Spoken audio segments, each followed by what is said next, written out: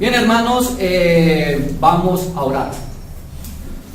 Padre Santo, una vez más en el nombre del Señor Jesucristo, te imploramos en esta mañana que la predicación de tu palabra sea poderosa para nuestros corazones. Esto es, que sea transformándolos, sea justificándolos, sea santificándolos. Oh excelentísimo Dios, que en esta mañana, oh nuestro bendito Señor Jesucristo, Él, el amado, el queridísimo Salvador, hoy quisiese a través de su sacrificio eficaz salvar a muchos. Te lo pido, te lo imploro, en el nombre del Señor Jesús. Amén. Bien, hermanos, tomen por favor asiento.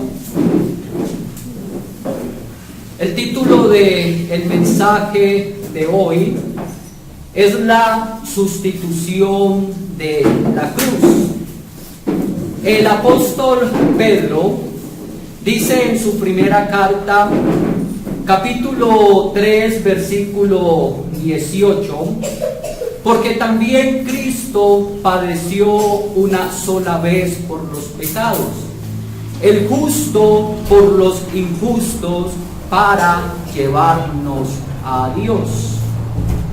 Todo el capítulo 53 del libro de Isaías es una explicación clara acerca de la crucifixión de nuestro Señor Jesucristo. Unos 700 años antes de que el Señor Jesús se encarnara, que caminara por los polvorientos caminos de Palestina y por las arenosas playas de Galilea, el profeta Isaías, inspirado divinamente, él declaró este increíble mensaje que ciertamente tiene efecto en nuestro siglo actual. Leamos algunos versículos de Isaías 53. Versículo 4 al 6 dice: ciertamente llevó Él nuestras enfermedades y sufrió nuestros dolores, y nosotros le tuvimos por azotado, por herido de Dios y abatido. Mas el herido fue por nuestras rebeliones, molido por nuestros pecados. El castigo de nuestra paz fue sobre él, y por su llaga fuimos nosotros curados. Todos nosotros nos descarriamos como ovejas, cada cual se apartó por su camino, mas Jehová cargó en él el pecado de todos nosotros.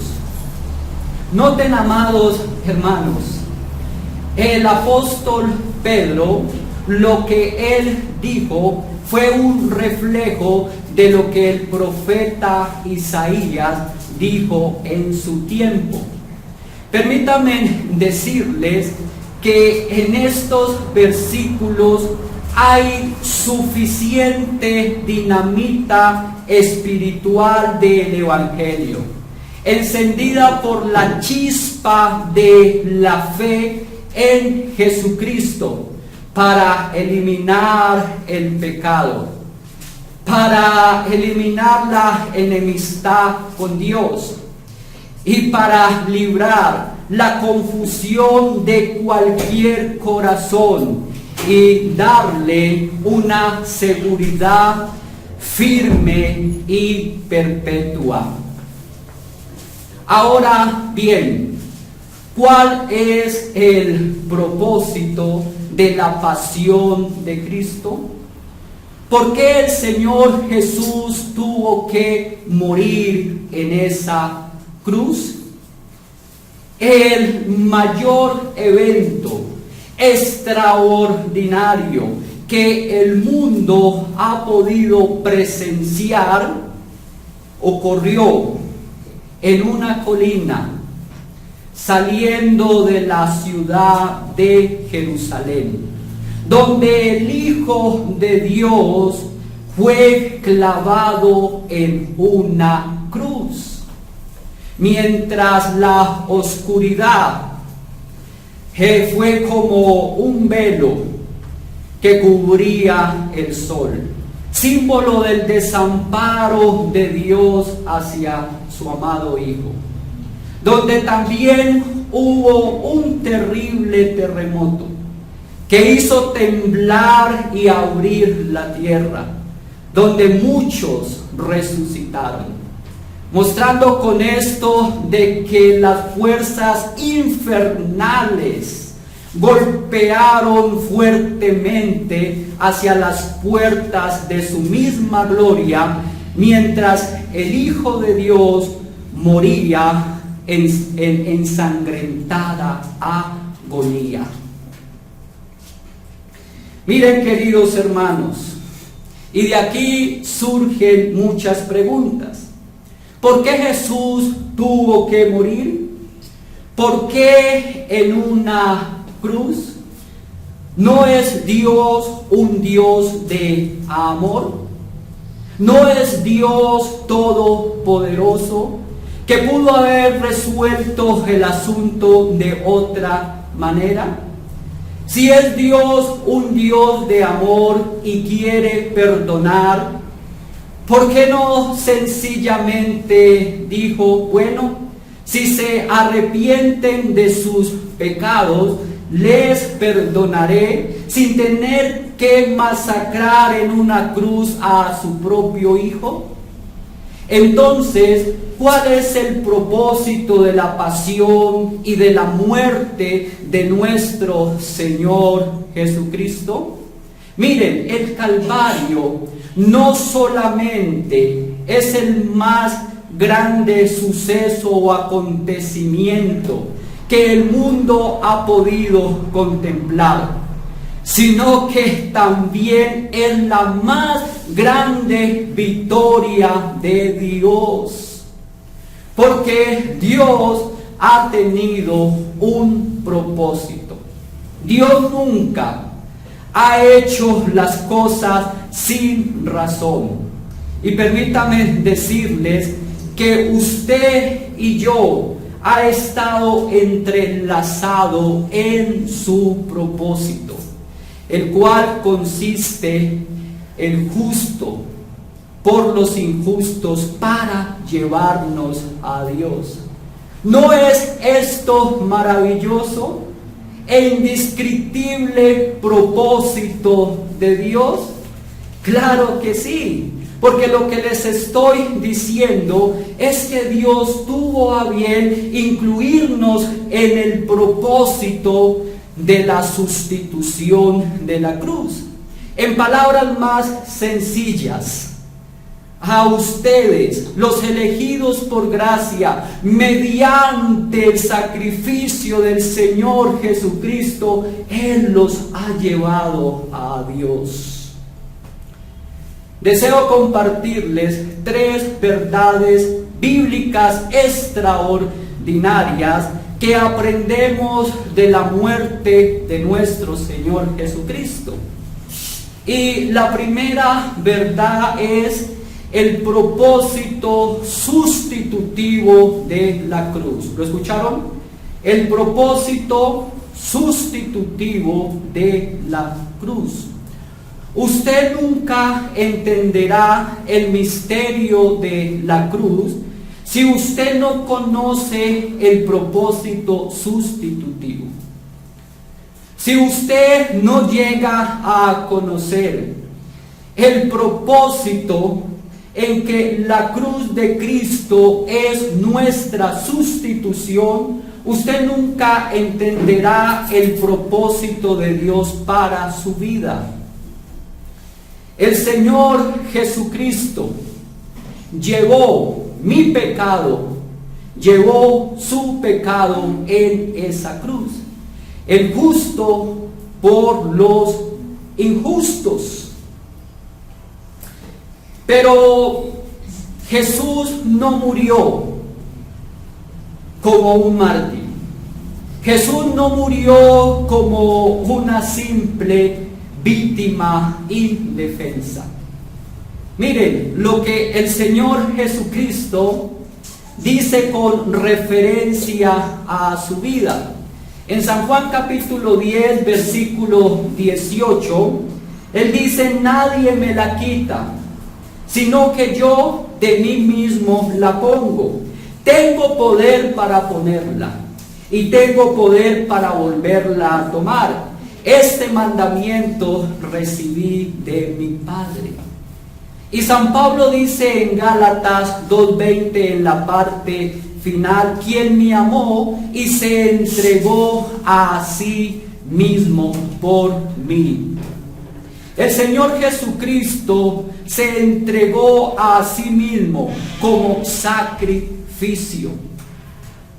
Y miren, una de las más grandes verdades y fundamentales en la palabra de Dios, según Hebreos capítulo 9, versículo 22, sin derramamiento de sangre no se hace remisión.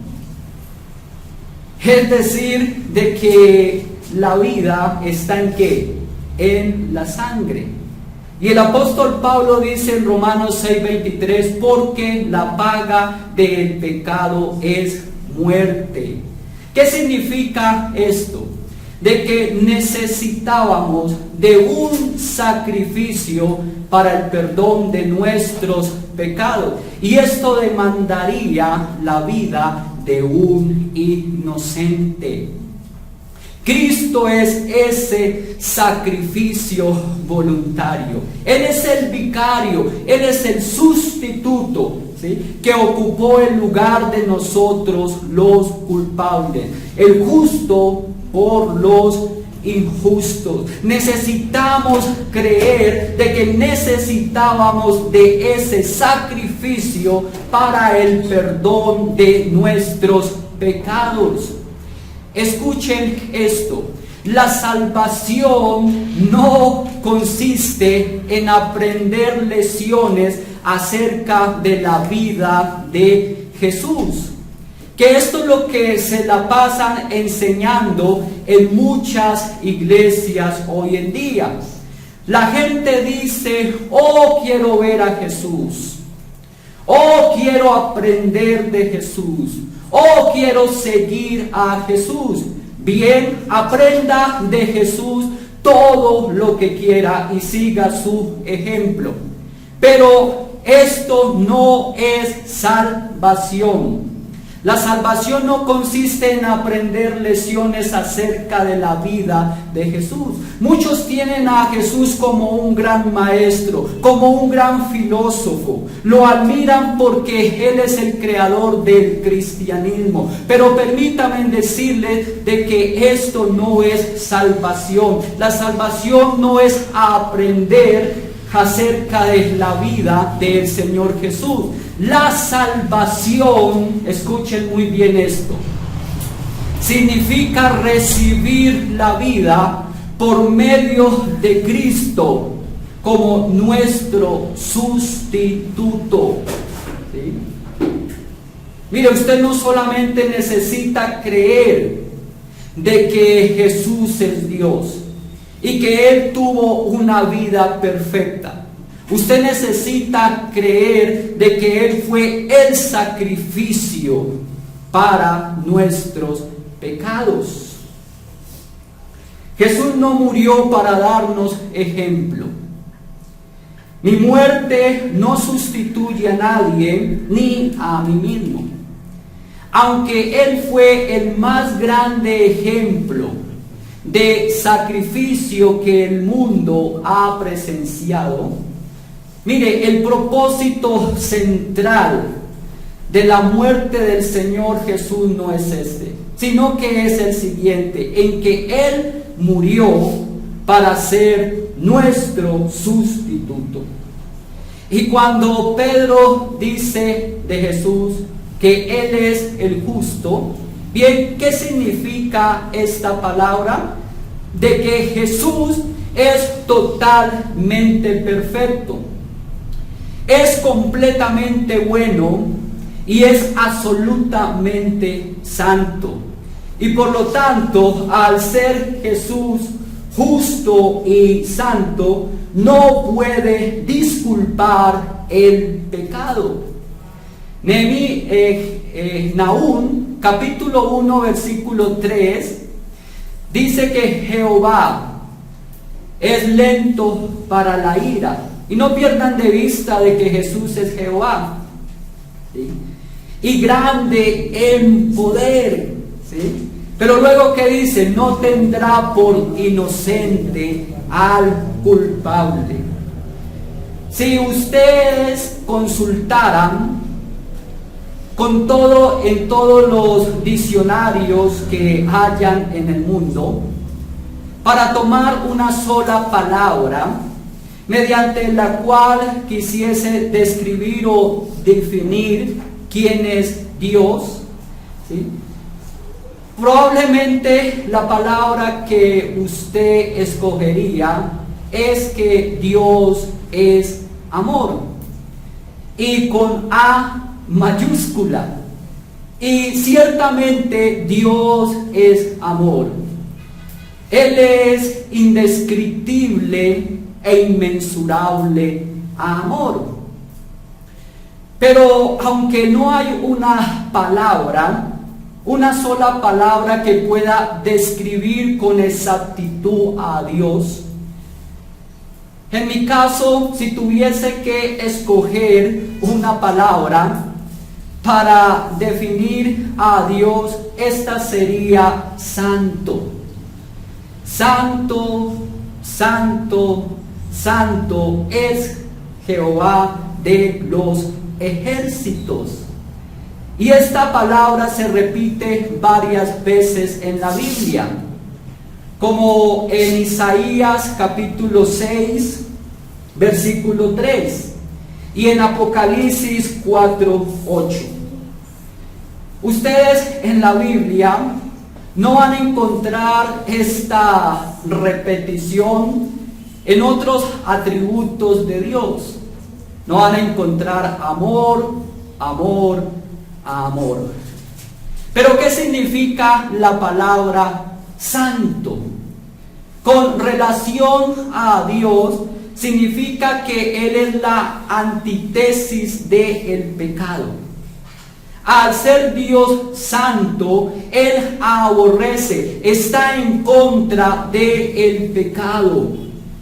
Y recuerden de que el pecado es poner un puño cerrado en el rostro de Dios, es escupir el rostro de Dios, tal cual como los judíos y los romanos lo hicieron en Jesús.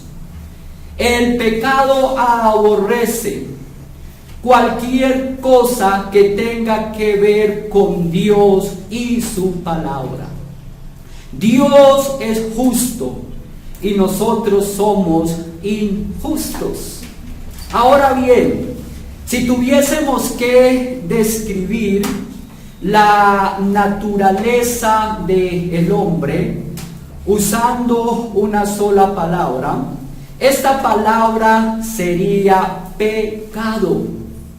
No en vano el apóstol Pablo dice en Romanos capítulo 3, versículo 23, por cuanto todos pecaron y están destituidos de la gloria de Dios. La gloria de Dios es su santidad. ¿Sabían ustedes que la gloria de Dios es su santidad? Claro que sí, porque la gloria de Dios es la hermosura que hace brillar su esencia divina. Como dijo el famoso teólogo W. Pink, dice que la santidad, ¿sí?, es la que hermosea las otras perfecciones de Dios, hablando acerca de sus otros atributos. Porque imagínense por un momento un Dios todopoderoso pero pecador, un Dios infinito en sabiduría, pero injusto. Entonces la santidad de Dios es la hermosura de las otras perfecciones de Dios. Esto es de su santidad. Miren, amados hermanos, y el pecado, la condición del hombre, fue lo que nos destituyó de la gloria de Dios. Esto es de su santidad. Miren, la Biblia nos da unas 5 metáforas acerca de la santidad de Dios. La Biblia dice de que Él es altísimo, ¿sí? Él es alto y sublime. Lo que esto muestra es que para el hombre Él es inalcanzable. También dice que Él es distante, es decir, que no podemos acercarnos a Él. Dice que Dios es luz, su resplandor nos enceguece. También dice de que Él es fuego, su sola presencia nos consume. Y en el acto de vomitar se muestra de que Dios repugna, ¿sí? Dios aborrece con todo su ser el pecado. Miren, todas estas 5 metáforas bíblicas nos muestran de que Dios, por su santidad, es totalmente inalcanzable, inaccesible para los pecadores. Miren, Dios no puede acercarse al pecado. Y si el pecador se acerca demasiado, Dios tiene que aborrecerlo, tiene que aniquilarlo. ¿Sí? Así que, mi querido hermano y mi querido amigo, este es nuestro gran problema, de que Dios es justo y santo y que nosotros somos pecadores e injustos. Pero ahora escúchenme atentamente. ¿Cómo un Dios santo y justo puede castigar el pecado, pero al mismo tiempo amar a pecadores? Este gran problema Dios lo resolvió en el Calvario. Dios estaba en Cristo, reconciliando al mundo con Él, no tomando en cuenta a los hombres sus pecados. Dice San Pablo en 2 de Corintios 5:19. Léanlo, por favor. 2 de Corintios, capítulo 5, versículo 19.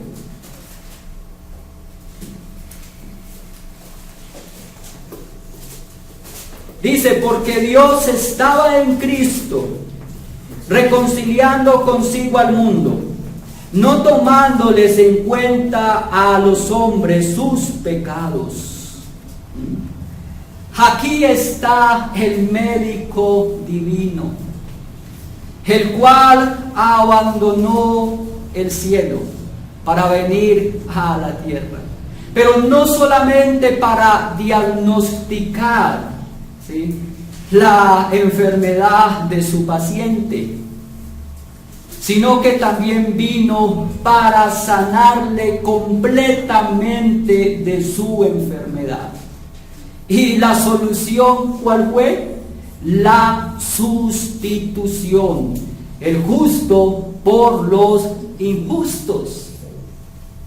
El juez eterno no solamente vino a acusar y a culpar al pecador, sino que Él también se bajó de su curul de juez para tomar el lugar del acusado y culpable, para recibir el castigo que el pecador merecía. Pablo dice allí mismo en 2 de Corintios 5:21, el que no conoció pecado, por nosotros lo hizo pecado. Pero no solamente es el propósito sustitutivo de la cruz, sino que la segunda verdad es que Dios castiga el pecado en su Hijo Jesucristo. ¿Lo escucharon? Dios castiga el pecado en Cristo. En las cortes de justicia se dice que cuando el culpable es declarado inocente, entonces el juez es culpable. El juez viene a ser injusto e impío. Si Dios hubiese dicho, los amo tanto y voy a permitirles que pequen sin castigarles, entonces su santidad sería ¿qué? Degradada. Él sería un juez injusto. Él se caería de su propio trono porque estaría quebrantando su propia ley cuando dice en Romanos 6:23, porque la paga del pecado es muerte. O como dice Ezequiel 18:20, el alma que pecare, esa morirá. Miren, tan cierto es como yo estoy predicando en este púlpito de que usted es un pecador y que sus pecados serán castigados. Pero la pregunta es, amados hermanos, ¿sí? Mire, ¿quién pagará por ellos?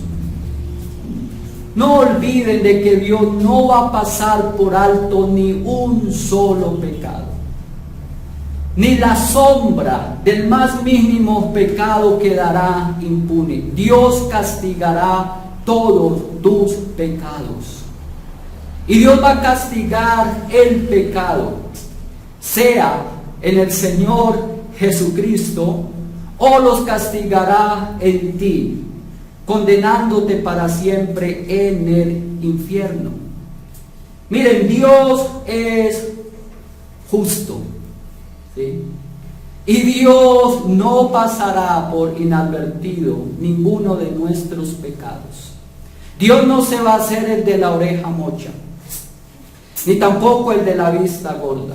Dios castigará todo pecado. ¿Sí? Pero Dios también es infinito en amor. Y a Él le ha placido que el Señor Jesucristo llevase todos nuestros pecados en esa cruz.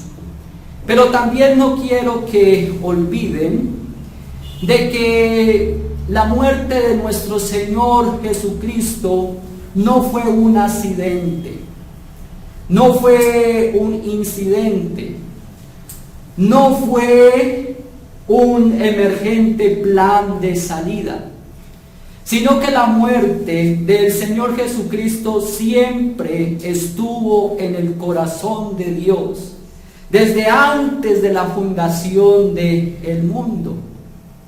Miren, queridos hermanos, el Espíritu Divino inspira a Pedro, revelándole de que Jesús era el Cordero destinado desde antes de que todas las cosas existiesen, en el cual todos nuestros pecados serían cargados en Él serían castigados. ¿Sí?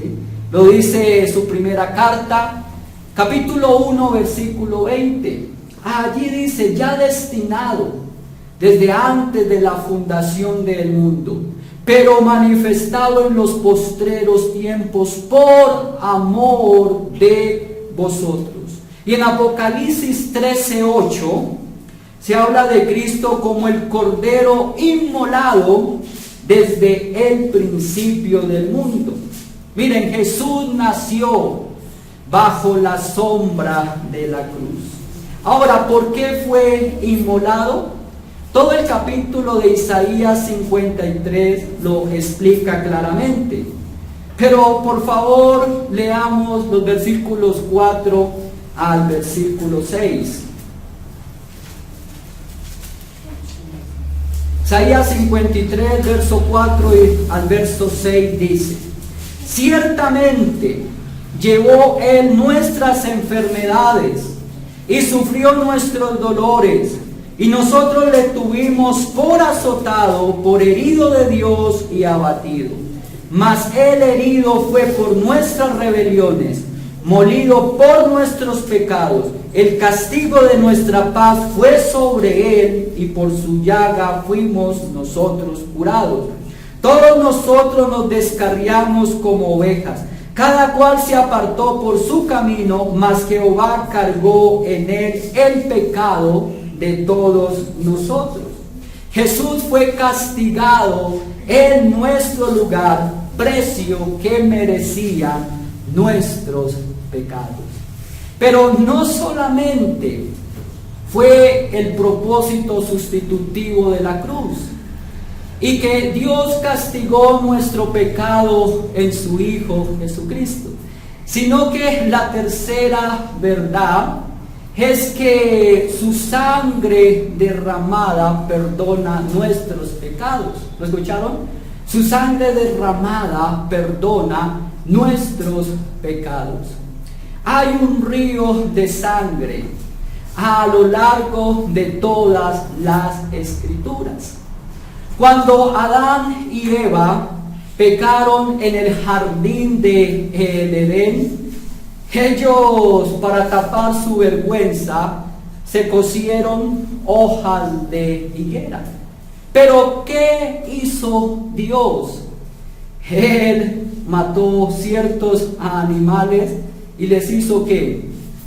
Vestido. ¿Sí? Les hizo vestido. Ahora bien, esto tiene lógica evidente, que para matar, ¿sí?, un animal y sacarle las pieles para vestido, pues hubo ¿qué? Derramamiento de sangre. Y esto sucedió en el huerto de Edén. Porque a través de esto Dios nos está enseñando que nuestra vergüenza fue cubierta mediante sustitución, y que solo esto era posible mediante el derramamiento de sangre. Pues Hebreos 9:22 dice: sin derramamiento de sangre no se hace remisión. Y continúa fluyendo este río de sangre. Adán y Eva tuvieron dos hijos, Abel y Caín, ¿sí? Y ambos presentaron ofrendas a Dios. El uno era agricultor y el otro era pastor de ovejas. Y Caín presentó su ofrenda. Llevó frutas, llevó verduras o hortalizas, es decir, el fruto de la tierra. Pero en Génesis capítulo 3, versículo 17 al 19, ustedes pueden notar de que Dios había maldecido la tierra por causa del pecado de Adán y Eva. Por lo tanto, bajo esta maldición, Caín ofreció su ofrenda. Y sin lugar a dudas, esas frutas, esas verduras o legumbres eran hermosas. Era lo mejor de la tierra. Pero dice el capítulo 4, versículo 5, de que Dios no aceptó a Caín ni a la ofrenda suya. Mientras que a Abel tomó lo mejor del rebaño, un corderito, y lo presentó y lo sacrificó para Dios. La pregunta es: ¿por qué Dios aceptó la ofrenda de Abel y no la de Caín? La respuesta es: sin derramamiento de sangre no se hace remisión. Y porque la ofrenda de Abel era una sombra del sacrificio de Cristo como nuestro Cordero sustitutivo.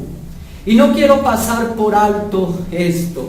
Hoy en día se presenta una adoración, entre comillas, a Dios extremadamente atractiva, buena, es decir, con buena apariencia, llena de lujos, de luces, etc. ¿Sí? Lo mejor de la mente del hombre, lo mejor del corazón del hombre. Pero permítanme decirles que no tienen nada, pero nada de Cristo. Es una adoración, es una ofrenda sin Cristo, sin derramamiento de sangre. Por eso no es aceptada por Dios, así esté llena de hermosura y que sea atractiva ante los ojos de los hombres. Pero este río de sangre continúa fluyendo. Dios destruyó a todo el mundo de aquel entonces con diluvio. Salvó solo a Noé y a su familia. Y cuando ellos salieron del arca, ¿qué fue lo que hicieron? Ellos construyeron un altar y ofrecieron sacrificio a Dios. Nótenlo en Génesis 8, versículo 20. Dice: y edificó Noé un altar a Jehová, y tomó todo animal limpio y de toda ave limpia, y ofreció holocausto en el altar. Y el versículo 21 dice que percibió Jehová olor grato. ¿Por qué? Porque allí se derramó sangre para el perdón de los pecados. Y este río de sangre continúa fluyendo. Créame que está desde Génesis hasta Apocalipsis. Dios se le reveló a Abraham y le dio una gloriosa promesa, que le daría un hijo. Y de este hijo todas las naciones serían ¿qué? Benditas. Pero la respuesta de Abraham fue que tanto él como su esposa eran ya viejitos.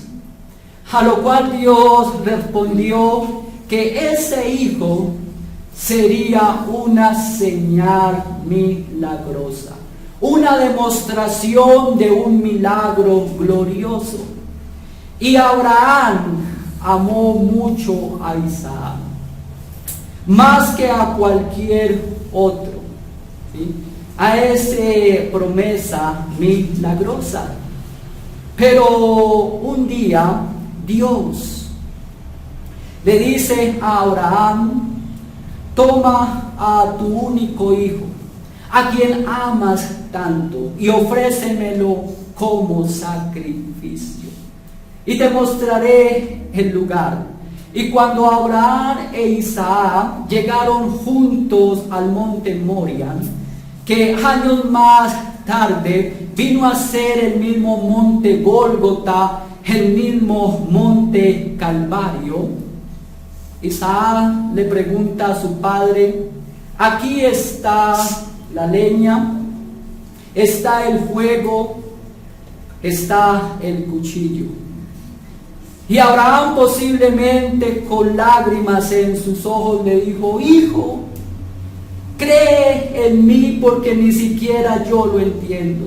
Solo sé que tengo que obedecer y que Dios es poderoso para levantar de entre los muertos, y que tú eres la promesa en la cual saldrá una descendencia numerosa. Y atándole, lo subió sobre el altar. Y cuando fue a enterrarle el afilado cuchillo, escuchó una voz: Abraham, Abraham, no hagas daño al muchacho. Y dice Génesis 22:13, de que alzando sus ojos vio a un carnero que por sus cuernos trabado en un zarzal. Y Abraham tomó ese carnero y lo ofreció en holocausto en lugar de su hijo. O sea que Dios le dijo a Abraham: toma ese cordero y ofrécemelo en sacrificio en lugar de Isaac. ¿Qué estaba enseñándole Dios con esto a Abraham? De que sin derramamiento de sangre no se hace remisión. Y este río continuó fluyendo hasta Egipto, pues el pueblo de Abraham se convirtió en una nación esclavizada por el imperio egipcio. Y Dios le dice a Moisés, antes de salir de Éxodo, Él le dice que debía de sacrificar corderos y que tomara la sangre del cordero y la untara en los dinteles, ¿sí?, en las puertas de las casas, porque el ángel de la muerte visitaría a Egipto y mataría a todos los primogénitos, al menos que la sangre del cordero estuviese untada en esos postes, en esas puertas de esas casas. Y esto es lo que significa, ¿sí? Este es el propósito de la Pascua, ¿sí? De que la sangre del cordero salvaría a su pueblo. Escuchen esto, hermanos. El pueblo judío pudo haber incrustado diamantes, rubíes sobre esas puertas. E incluso pudo haber fundido las puertas en oro puro. Pero nada de esto les hubiera servido. Hubieran podido escribir profundos pensamientos y hermosas poesías bíblicas, pero esto hubiese sido una pérdida de tiempo. Más aún, hubiesen podido tomar el cordero vivo o atarlo en la puerta para que el ángel de la muerte se compadeciese y pasase deprisa. Pero este acto de nada serviría. Solamente la sangre pintada en esos dinteles, en esas puertas, aseguraría que el ángel de la muerte no entraría en esas casas. Y los judíos continuaron sacrificando corderitos para la Pascua. Miren, el río continuó ensanchándose aún más en todo el periodo levítico, ¿sí? Un altar, un sacrificio, día tras día, pero lo que esto enseñaba era la misma cosa. Era la misma historia. Sin derramamiento de sangre no se hace remisión. Hasta que un día Juan el Bautista, que comía miel pero que no predicaba dulzura, en el río Jordán, bautizando a algunas personas, cuando vio venir al Señor Jesús hacia él dijo: he aquí el Cordero de Dios que quita el pecado del mundo. Y el autor de Hebreos en el capítulo 10 nos da una gloriosa instrucción acerca de que todos estos sacrificios, ritualismos, eran sombra de la realidad futura. Léanlo por favor, versículo 1 de Hebreos 10. Hebreos 10, versículo 1 dice: porque la ley, teniendo la sombra de los bienes venideros, no la imagen misma de las cosas, nunca puede, por los mismos sacrificios que se ofrecen continuamente cada año, hacer perfectos a los que se acercan. A los que se acercan. ¿Por qué? Porque una sombra es un bosquejo sin detalle, sin color. Es un esqueleto que pretende decir algo con claridad, pero que no tiene nervios, no tiene intestinos ni carne. Miren, nuestros cuerpos producen sombras, pero la sombra no es lo que importa, sino el cuerpo que las proyecta. Y el apóstol Pablo lo explica claramente cuando habla acerca de que todos estos ritos del Antiguo Testamento eran una sombra y que Cristo es el cuerpo que las proyectaba. Lo dice en Colosenses 2, versículo 17. Colosenses 2:17, todo lo cual es sombra de lo que ha de venir, pero el cuerpo es de Cristo. Las sombras sirvieron para que la gente se preparase para la primera venida del Señor Jesús. ¿Han escuchado alguna vez de el psicólogo ruso Iván Pavlov? Él hizo algunos experimentos y los hizo basándose en algunos principios, los cuales él llamaba la respuesta condicionada. ¿Y en qué consistía este experimento? Iván entrenó a algunos perros para que cuando escucharan el sonido de una campanita, ellos respondieran de cierta manera. Y cuando él hacía sonar la campanita, los perros llegaban y él los alimentaba. Día tras día, lo mismo. Hacía sonar la campanita y eso significaba para ellos alimento.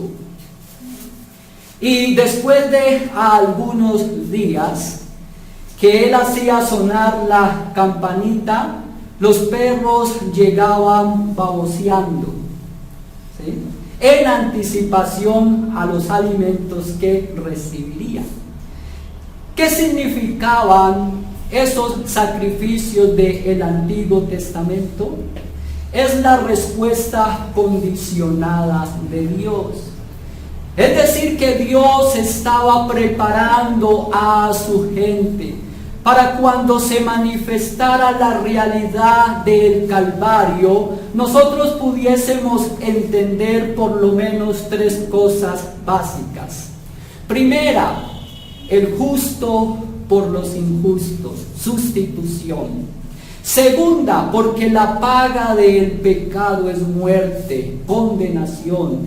Y tercero, sin derramamiento de sangre no se hace remisión, perdón. El pecado significa la muerte y era la respuesta condicionada por Dios, hasta que Juan el Bautista dijo del Señor Jesucristo: he aquí el Cordero de Dios que quita el pecado del mundo. El justo murió por los injustos. Este es el propósito sustitutivo del Evangelio. El Evangelio de salvación que solo se encuentra en el Señor Jesucristo. ¿Es Él tu Salvador? Si aún no lo es, ¿no quisieses recibirlo hoy mismo? Mira, si tú con toda sinceridad te arrepientes de tus pecados, si tú reconoces que estás perdido espiritualmente y le pides a Dios que te perdone mediante el Señor Jesucristo, Él te escuchará inmediatamente, te limpiará inmediatamente y hará de ti una nueva persona íntegramente. Pero debes de hacer esta petición por fe, reconociendo de que su salvación le costó su preciosa vida, la vida del Señor Jesucristo. Oremos. Padre amado, te imploro en el nombre del Señor Jesucristo, que hoy el Señor Jesucristo haya venido a ser su bendito sustituto para muchos. Ese es el tema central de las Escrituras. Solo así tu nombre es glorificado. Oh Dios, salva a muchos en esta mañana. Oh bendito Dios, y siempre que escuchen este mensaje que va a quedar grabado en YouTube, oh Dios bendito, sea un manantial de salvación para muchos. Te lo pido en el nombre del Señor Jesús, nuestro bendito sustituto. Amén.